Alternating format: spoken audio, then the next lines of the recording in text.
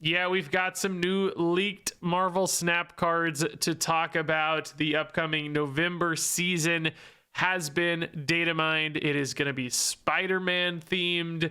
Some beloved characters from Into the Spider-Verse are going to be showing up for the first time in Marvel Snap, and it looks like at least a couple cards could be some pretty big meta standouts. So in this video, we're going to discuss all these cards. We're going to rank them from the ones I think might be the best to the worst. Just do keep in mind, these are not necessarily final. Sometimes we see tweaks on these cards since they are early data mined versions, particularly numbers can often still change at this stage. Usually text does stay pretty complete by now, but just keep in mind, nothing here is officially final. That said, let's go ahead and kick things off here with what looks like it's going to be the new season pass card, Spider-Punk. It is a 3/2 that reads, you can move this once, and when this moves to a location, steal 2 power from the highest power enemy there. So I want you to note that these are 2 separate sentences. So you can move this of your own volition once, so like via its own text, like, you know, Nightcrawler or Jeff or Mercury or whatever, right? It's able to be moved once. That is going to activate this second sentence. It's going to steal some power from the opponent. So, you know, it goes from a 3/2 to a 3/4 because it's gaining 2, but it's also stealing 2. So it's kind of net output here is like a 3/6 just merely via its own text.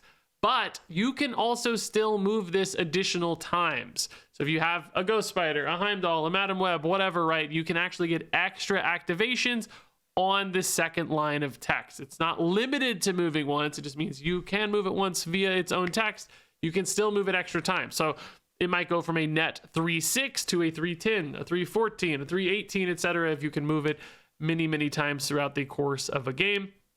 Basically also, you know, chipping away at your opponent's board, which can be extra meaningful sometimes. Removing stats from things on the opponent's side can just be more impactful than gaining stats yourself if they're relying on those stats in some way. You know, classic examples I always use, if they have an Iron Man, right? Like, oh, suddenly that debuff hurts a lot more. If they have a Scarlet Spider, my favorite example, right? Captain Carter or whatever, those debuffs can be even better.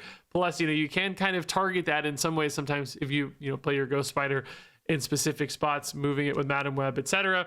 So, you know, not only is it a net raw power advantage, but it's also just sometimes that targeted affliction can be meaningful. It also could just have affliction synergies for the record, although I do think it's a little bit harder sometimes to merge affliction decks with move decks. You kind of have like Scream doing that a little bit, but that's more of what I call a push deck than a move deck because you're moving the opponent's stuff. So, you know, it's hard to merge all those worlds together, but ultimately I think that just like power gain of this, the net power output of this in total is pretty efficient. It's not as crazy as something like, say, a Human Torch, where, you know, that's doubling, and if you move it 3 or 4 times, it can be absolutely nutty, and, you know, you can suddenly go from like 12 to 24 or whatever. This is never going to gain 12 points at once, but I think, you know, it does have a higher floor because it's kind of doing its own thing. It's just a 3/6 at a baseline by default, which, for the record, might make that good enough to play in something like a Silver Surfer deck where you just have a good 3-drop that's flexible, because we know movement can be really advantageous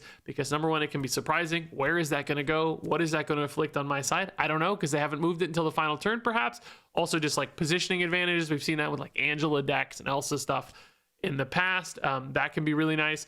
Beyond that, too, it's just a solid base stat line, even if you're not supporting it in other movement ways. So just kind of a good 3-drop in a generic way that could go in Affliction, could go in Surfer, could just go in a tempo deck like we talked about, Angela type stuff with some move packages in there. All of that's possible for Spider-Punk, but then also I think just a good move card. Could this supplant Human Torch in a move deck?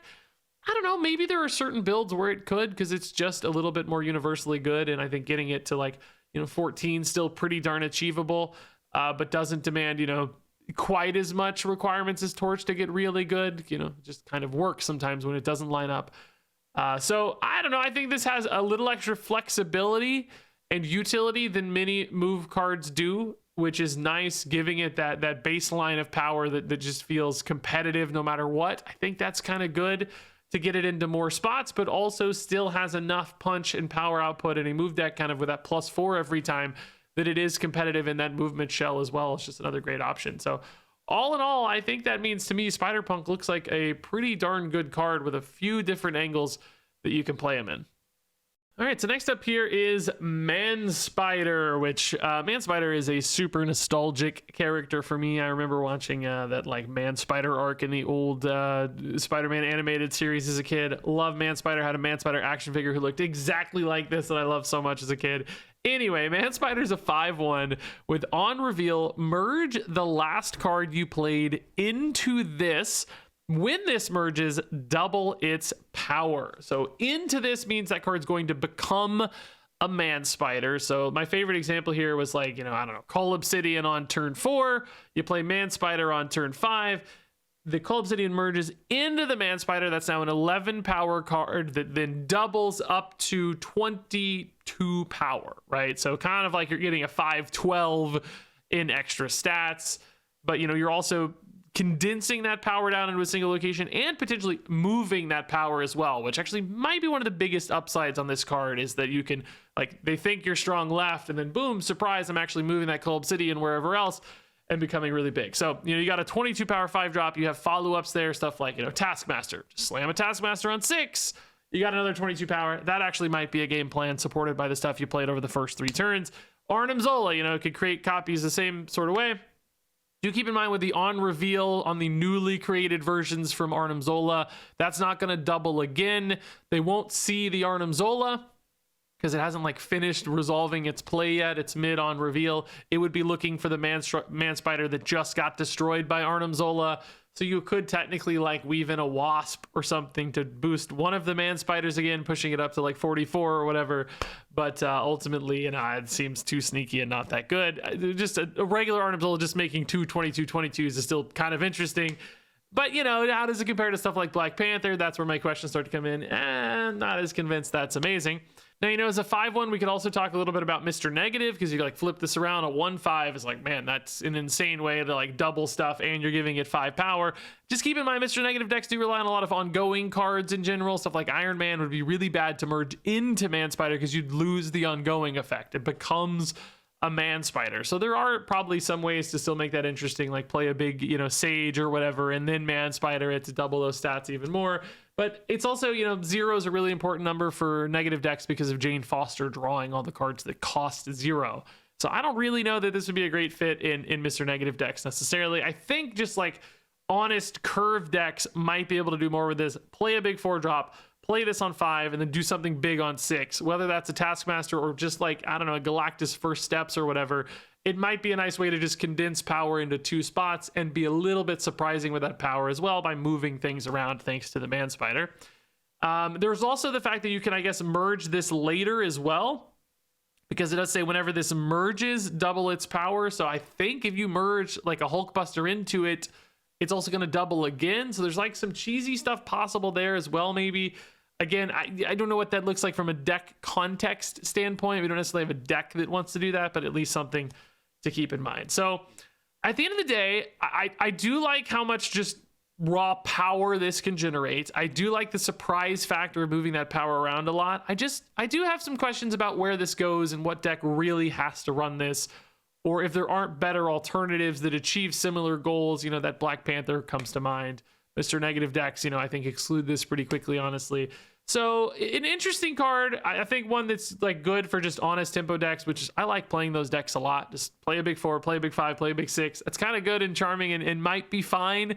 Just maybe not the most powerful or most exciting thing I've ever seen. All right, next up, let's move on to Spider-Man Noir. This is a 4/4 with a really cool effect. I like this a lot. Super fun. On reveal, if your other cards in play cost exactly 8 total, add the top card of your deck here and set its power to 8. So you're trying to have cards in play that are worth 8 total energy when you play Spider-Man Noir. He does not count himself. It's other cards in play. Now, you'll note, if you're playing this on turn 4, you had a turn 1, a turn 2, and a turn 3 for 6 total energy. That is not 8 energy spent leading into turn 4. So you have to find a way to create basically extra energy spent leading into this. So The most obvious example I can think of is Mr. Sinister. So you like play whatever on turn 1, play Mr. Sinister on turn 2. That's going to give you an extra 2 cost card in play. Play your 3-drop. That immediately sends you to 8 going into turn 4 for Spider-Man Noir.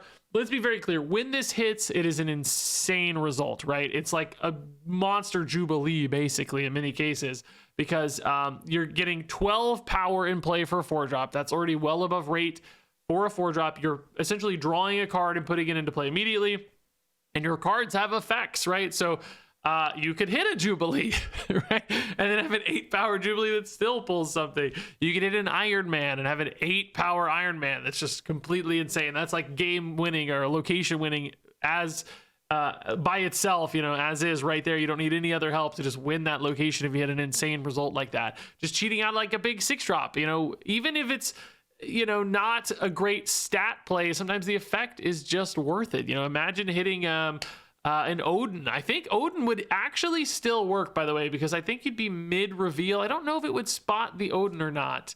It might. I don't know. That's actually a great question. But hit a Gore or whatever, right? There's just some awesome effects you could hit effectively, essentially, that just pay off in spades because, you know, you're just getting an extra card. So it helps you find stuff, too. You know, a deck that's looking to find specific things. I wouldn't use Cerebro in this example because you don't want to play Cerebro 8 probably, but you get the idea. If you have some key build around, this just makes it more likely you find said key build around card. So all in all, the result is just like A+, amazing when this hits. The question is just how consistently is this going to hit? And then there's the question too about like playing this maybe on turn 5. You know, if you don't hit it on turn 4, suddenly you go into turn 5 and it's like, well, shoot, if I spent 6 energy the first 3 turns, I don't want to only spend 2 energy potentially on turn 4 to get to 8 on 5, you know? So you do create some awkward little gaps unless you like literally hit the perfect curve with Mr. Sinister. You know, that's going to happen sometimes, but maybe there's a few other examples that do similar sorts of things, but you got to be really careful. I will say there are ways to kind of manipulate this a little bit. You know, you could have little cards like Kitty Pride, for instance, where, you know, you're just, you know, I need 1 extra. I've got a Kitty Pride. So like on turn 5 or whatever, I can play the Kitty Pride and the Spider-Man Noir and get there. Or you could maybe use skills so that you're still spending energy, but not wasting, you know, that leftover. So in that instance where, you know, you go 1, 2, 3, and then you go on turn 4 and you're like, crap, I only want to have 2 more energy on board. Well, I don't want to waste 2 energies. Maybe I play a 2-cost skill and a 2-cost card, a character in that case, you know, and that still leads me into the Spider-Man Noir on turn 5.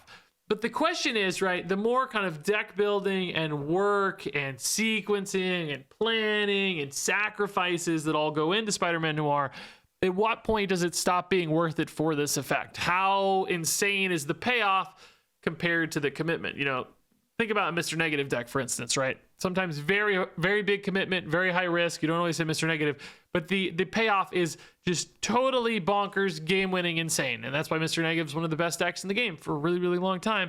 This is not going to be at that level. It is independently a very, very strong play. It's very good, right? For a 4-cost play, it's very, very good. I don't know if it's necessarily enough to build the deck around, not to mention all those little pieces you put in to make it easier to achieve this sometimes are worse results for the Spider-Man Noir. If you're running skills, well, crap, what if you had a skill as the top card of your deck? And then you waste that 8-power boost from Spider-Man Noir. So can you really run skills? Maybe you can have generated skills, something like Merlin, but it's just like suddenly there's a lot more little work that goes into this. So I don't know, man. I really like this card. I think the deck kind of building puzzle here will be super fun to solve. I think ultimately there will be a solid deck built around this that's probably playing Spider-Man Noir a lot on turn 5 instead of turn 4.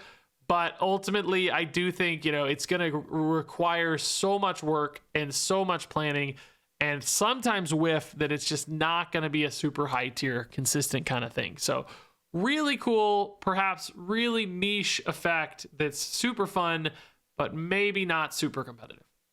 All right, so moving on here to the Superior Spider-Man Returns, which is a crazy name. Like, what? Why does it need returns on there? Can it just be called the Superior Spider-Man? He looks sick. I mean, I really like this costume a lot, but anyway, it's a 3/4 that reads, end of turn, if you have a card with increased power in play, you get +1 energy next turn. So, pretty nice energy cheat here. We see a lot of these kind of energy ramp cards, particularly landing at the 3 cost slot. You know, the Luna Snows, the Hope Summers, the Electros.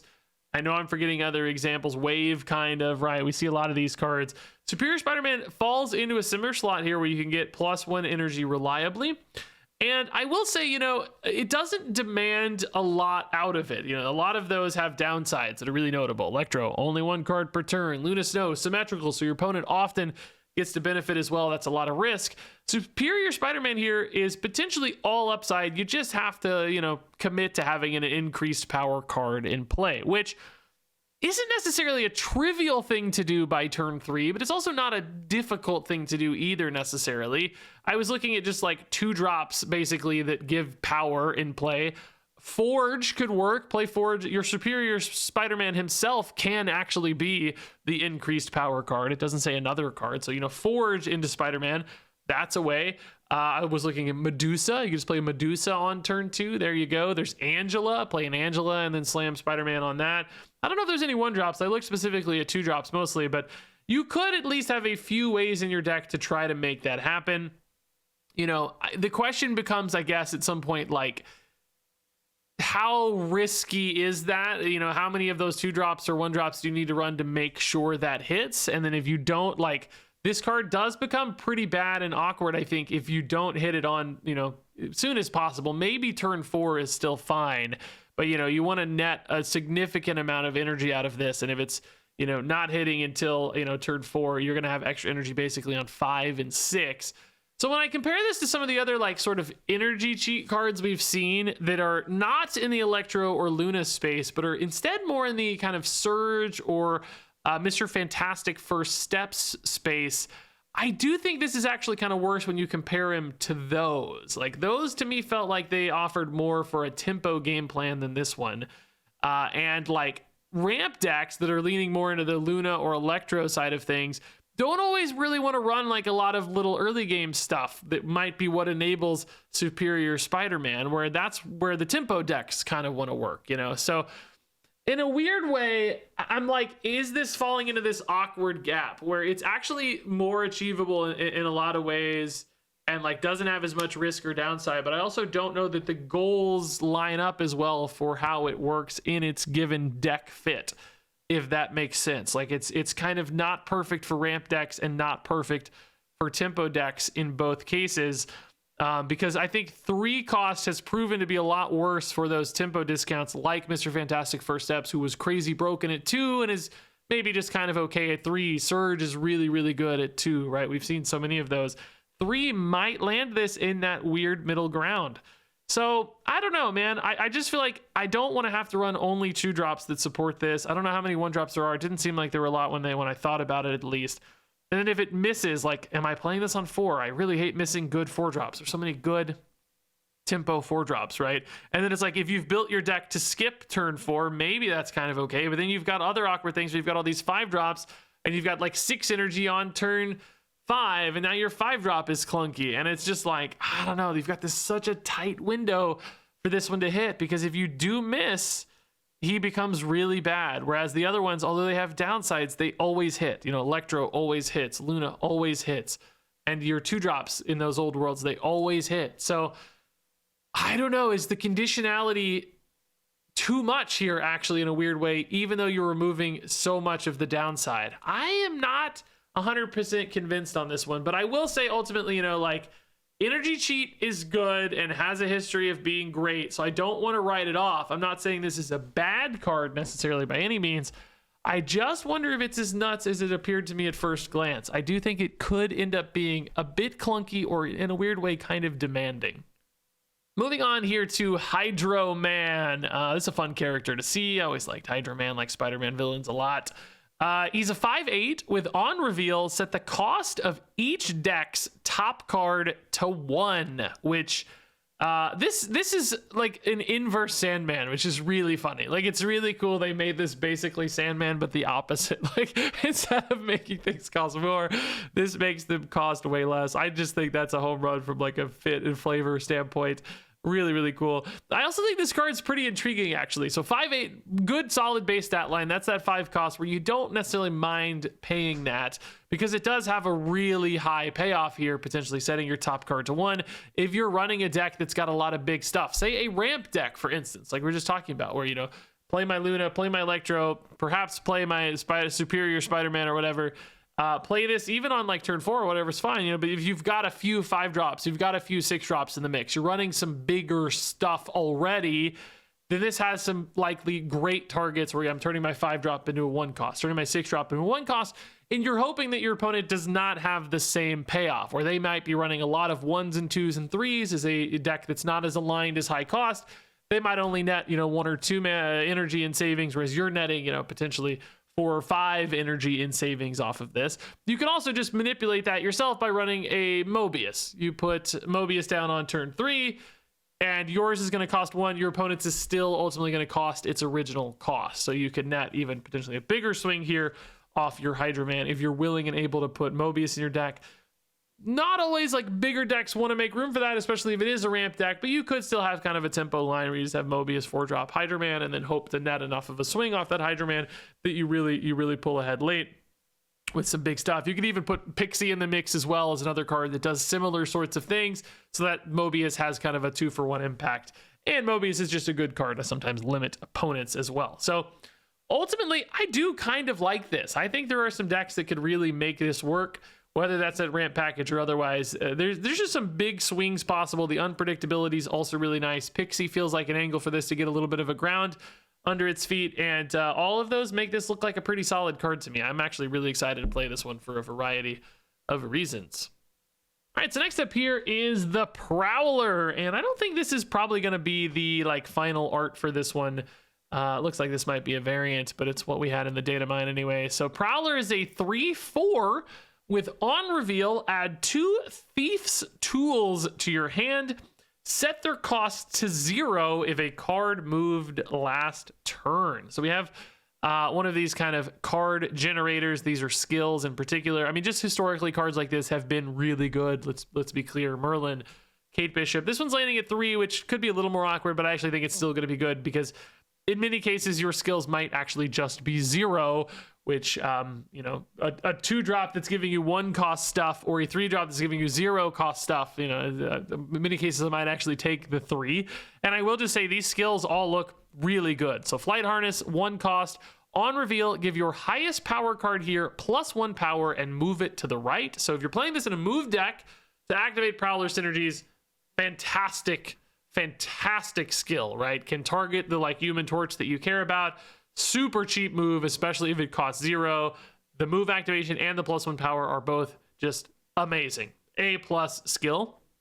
You've got Vibro Shock Gauntlets, 1 cost on reveal. Give your highest power card here +2 power, and you get +1 energy next turn. Again, awesome little buff. That's fine. I'll take +2 for 1. That's great. And then the energy gain can be awesome, especially if this costs 0, right? Like, okay, that's just a total of net 1. But even if it's not, sometimes just weaving that in and banking for a bigger, more surprising output later can still be valuable, even if it still costs 1. That can still be a gain. And then finally, Remote Mines, 1 cost on reveal. Afflict the 2 highest power enemy cards here with -2 power. So really nice affliction here as long as they have 2 things. You know, just give them -4. We've talked about that can be better than gaining 4, but ultimately it's still kind of a 1/4 or a 0/4, which again, incredibly efficient and does not occupy board space, which is great sometimes for gaining power when you otherwise need board space. Good Lord. Excuse me, miss. What is happening?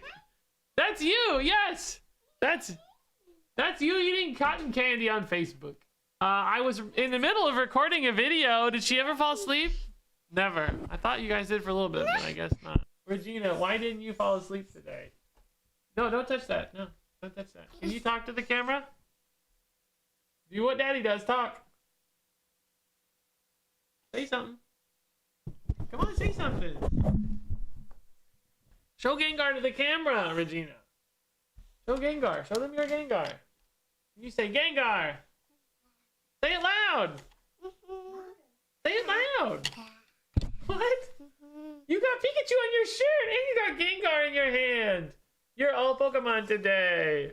All right, so I have no idea where I was there, but I think I was saying Remote Mines, pretty good net power swing. So ultimately, this feels like one of those good support cards for a move deck. Can be an enabler, can just be a high tempo play, kind of in that Miles Morales space. You know, there's a nice like payoff complementary piece of a move puzzle. I think you'll be really, really excited very often when you hit Flight Harness, and perhaps not that disappointed when you don't, just because the other two are still pretty solid, especially as zero cost skills. It's also nice to have skills that can move stuff that don't like occupy space. Sometimes space can be weird in move decks with Heimdalls and all the, you know, just all these little puzzle pieces moving around.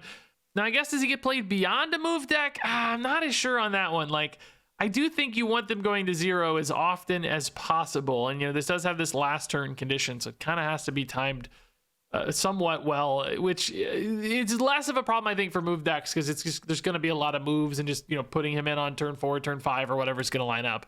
Other decks might have a much harder time to do that. I think you need, you know, moves happening consistently through 3 or 4 turns in a given game, and I just don't think average decks can do that. So somewhat limited perhaps in his deck fit, but I think a really good card in those instances.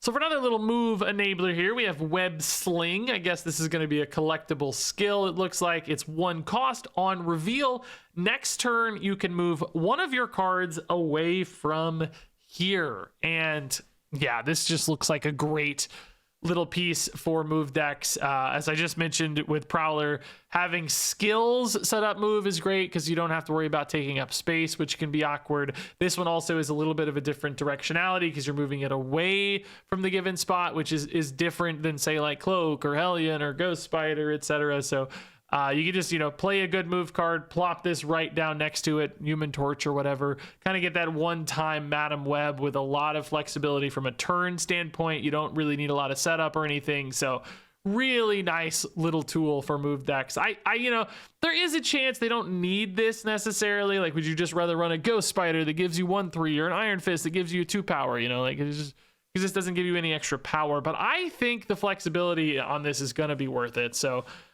for me, just looks solid, looks good. So next up here is Ezekiel Sims. This is a 2/2 with, after you play a card with higher power here, give this +2 power and move this to another location, which I think this is kind of cool, right? Like, might look like a move card at first glance, but it doesn't really have to be, right? Basically, this is just an independent scaler that's gaining +2/+2 time and time again. Now, you know, so you play this on turn 2. It should be pretty easy on turn 3 to activate this. It's going to jump up to 4 power. It's going to move. Turn 4, you should be able to beat 4 power pretty easily, right? Just even mid-game stuff, Gwynpool, Galacto, whatever, right? Then it jumps up to 6. Turn 5, you might not always have something bigger than 6 because you don't always play like a 5-drop, but you could have another 4-drop that's big enough. Might be a little harder. And then turn 6, you know, assuming you have a big 6-drop, it should be easy to activate again, pushing this up to kind of, I guess, 8 power at that point. There's also this unpredictability aspect, which could hurt the opponent because they don't really know where this fairly significant power output is going to be. Like, where's that 6 or 8 power going to end up? That can be tough. There's also some risk that you may not know where it's going either, although, you know, you can force the hand in some ways where you fill out one location and then move it to another. You will also know whether or not it's getting bigger or not, like based on your plays, which could give you some informational upside, a little asymmetrical informational advantage in that case. So I think that's a bonus, but you've also, of course, got things that care about moves. You could just toss this in a Craven deck with Silk and just a Hydra Stomper and be bouncing things around like crazy. There's something really cool there. We just saw the Prowler cares about cards having moved last turn, so Ezekiel into Prowler could actually be a really nice, easy curve, and you could see almost more of a tempo move deck as opposed to kind of a targeted move deck with all the torch stuff. You could go that Silk Hydra Stomper route and make something really cool with Ezekiel Sims in that build as well. So I actually think, you know, this putting out a consistent 2/6 or 2/8 with that surprise factor without a lot of work or demands on it is honestly pretty cool. I actually think this looks like another solid card for that move adjacent style of play. And then our final card here, I guess, is Deafening Chord, another new skill. I will say there was a Chameleon card in the data mines as well, but it doesn't have final art yet, and I like waiting until we have some real art. I will just say, though, it's a 3/3 with on reveal, copy the text, of another card you revealed here this turn. So that actually sounds pretty powerful, potentially in something like a Silver Surfer deck in particular. But for now, our real final card is Deafening Chord, another collectible skill. It looks like clearly some Spider-Punk action here. On reveal, afflict an enemy character here that costs 3 or less with -1 power and remove its text, which that is just Red Guardian, basically. It's a 1-cost Red Guardian, but it can't affect higher cost stuff, which, you know, does sometimes create a problem. You know, you can't hit an Iron Man with this, whereas you could hit an Iron Man with, you know, with Red Guardian. But I will say, like, a lot of the best Red Guardian targets were often, like, you know, things you'd play anyway, kind of on turn 3 or whatever, where you're hitting like a powerful 2-drop. So in some ways, this might literally just be kind of a cheaper Red Guardian. You know, obviously doesn't have the power and stuff, doesn't afflict by as much, but it's also only 1 cost, so crazy easy to weave into a given turn. That's kind of nice in a pinch. Like, you know, it is pretty nice to just have that tool to kill the opponent's Cerebro or whatever. It also does probably let you snipe things a little bit, you know, as in the past, sometimes the target you really wanted to hit could be hid behind something else that was lower power. Now there is this world where, you know, you might be able to line it up because you're ignoring high cost stuff. You ignore the Iron Man and you instead hit the Cerebro for there's a Cerebro 0 deck or whatever terrible example, right? I think that's super niche. That won't usually happen. Usually it won't matter, but like technically it could be beneficial that you know, that you can only target small things. Probably a downside in most scenarios, but still a really cheap card. This one, again, the question is going to come down to, will people find it worth it to run this card, you know, as a really cheap 1-cost kind of tech card of sorts that doesn't offer you any power and sometimes may just sort of whiff and not do much of anything and just be like, oh, hey, I removed -1 from my opponent's Mr. Sinister. Like, who cares? It didn't do anything at all. I don't know if it'll be worth it, right? I'm not sure. You know, the fact that there will be moments this whiffs and Red Guardian wouldn't might just make the Red Guardian feel more worth it. So do you have to have some kind of like skill-based deck to make this worth it, where you're running what's his name, Nicholas Scratch or Nicholas something, right? The guy that gets bigger with skills. Maybe you commit to a full skill deck and this becomes more worth it. Again, though, is that really a deck that's good enough? I don't know. So I think this card's fine and it really, in a lot of ways, shocking that it's just a cheaper Red Guardian. But at the same time, I don't know that anybody actually makes an excuse to run this one. I could see this getting left out of decks pretty easily. All right, so now that we've looked at every card, let's go ahead and rank these from the cards I think will be the best to the worst. Number 1 is Prowler. Number 2 is Spider-Punk. Number 3 is Hydro-Man. Number 4 is Web Sling. Number 5 is Ezekiel Sims. Number 6 is Superior Spider-Man Returns. Number 7 is Man-Spider. Number 8 is Spider-Man Noir. And number 9 is Deafening Chord. Yeah, there you go. That is the new upcoming November season of datamined cards. It's kind of funny. I was like, man, Man-Spider's number 7. I don't think he's that bad. I just, you know, happen to be number 7. I was like, okay, it might be a good month, actually. Seems like there's a lot of cards I don't hate here. So some interesting options for move decks, a few generally good tempo cards, a few kind of big deck things that I'm intrigued by with Hydro Man and Man-Spider. So all in all, pretty exciting stuff, and a lot of characters I know people love. Actually, Spider-Man Noir, although I think he's going to be one of the weaker cards, perhaps one of the more exciting for me to play. I'm actually really intrigued to try to build decks around that. So anyway, share your thoughts on all these cards down below. Any cool interactions you see, any fun stuff you think you might want to try with these cards you think are going to be nuts. I want to hear all those thoughts and more in the comments. Thanks so much, as always, for watching, and I guess I will see you around.